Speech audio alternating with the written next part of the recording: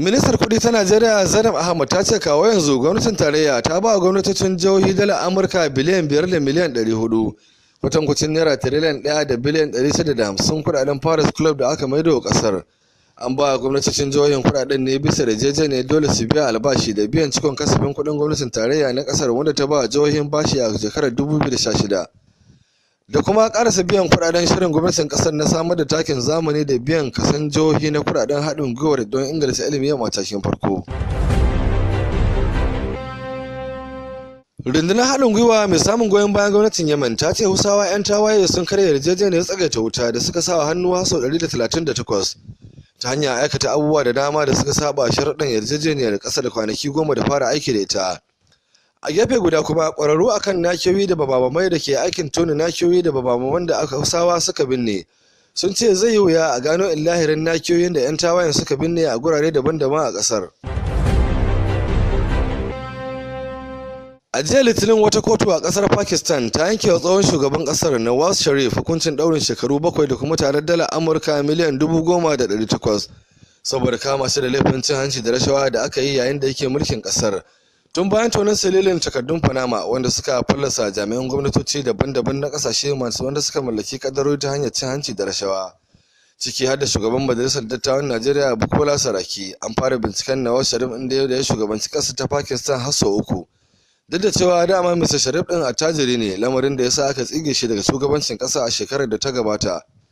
A watan Afrilun da ya gabata ne babbar kotun Pakistan ta haramta wa tsohon shugaban ƙasar na Pakistan rike mukaman gwamnati har ƙarshen rayuwarsa kan cin hanci da rashawa.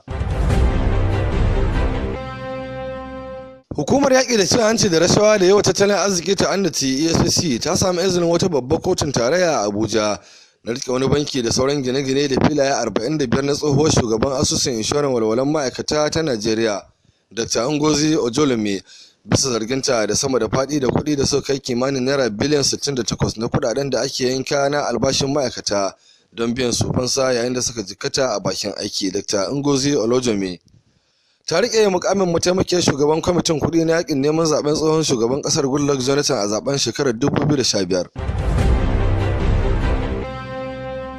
Sarkin Saudiya, Sarki Salman bin Abdulaziz ya ce wajibi ne a ƙara bunƙasa harkokin lafiya a ƙasar. Sarkin ya yi wata ganawa ta musamman da ministan lafiya Dr. Taufik bin Fauzan Arabiya da wasu manyan jami'an ma'aikatan lafiya ta kasar, inda ya umarce su da su fito da hanyoyin da za a bi yadda za a ƙara kula da harkar lafiya a kasar domin inganta ta kuma yi daidai da bukatun mutanen kasar da kuma masu zuwa neman magani a kasar shekaru masu zuwa. A yanzu dai haka Saudiya na cikin kasashen duniya da ke kan gaba da marasa lafiya daga kasashen duniya ke zuwa domin neman magani. Sakamakon wucin gadi na zaben 'yan majalisar kasar Togo ya nuna jam'iyyar Union for the Republic mai mulki a kasar ta samu rinjayen zaben da kashe 53.69 cikin 100, inda ta lashe ƙuri'u 59 daga jimillar kujerun majalisar kasar 91. Duk da ƙauracewa da jam'iyyun adawa 14 suka yi wa zaben bisa zargin an gama shirya tafka magudi kafin zaben, nasarar bata kai yadda jam'iyyar za ta iya zartar da wasu ƙudure-ƙudure a kasar ita kaɗai ba, musamman ƙudurin shugaban ƙasar Faure Simbe na yin tazarce na shekarar 2020.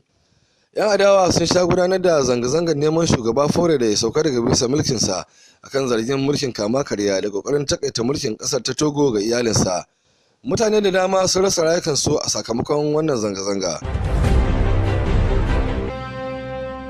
An sa dokar hana zirga-zirga a karamar hukumar tsafe da ke jihar Zamfara a Najeriya bayan da wata zanga-zanga ta haifar da kona ofishi da kuma kadarorin gwamnati da wasu mutane suka yi don nuna fushinsu akan yawaita kashe jama'a da 'yan bindiga ke yi a sassan jihar. Jami'an tsaron sun ce mutane 3 sun rasa ransu a wannan zanga-zanga, haka zalika jami'an tsaro sun tsare mutum 23 bisa zargin su da tada tarzoma. Masu zanga-zangar dai sun zargi hukumomin gwamnatin jihar da yin biris akan hare-haren da 'yan bindiga ke kaiwa a jihar.